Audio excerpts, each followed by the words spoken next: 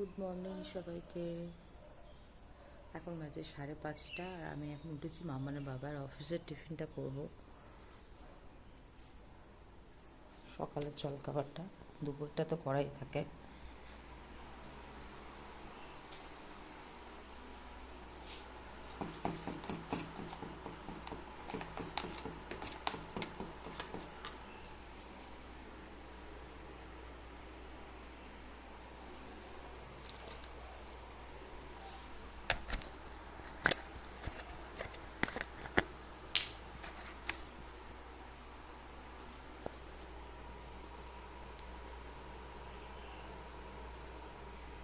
কালকে যেহেতু এঁচোড় চিংড়ি হয়েছে তাই আজকে ভাত নিয়ে যাবে।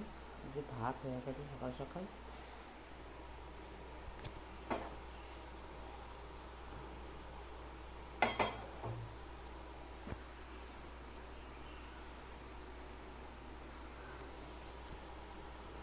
এখানে করবো একটু গোলা রুটি।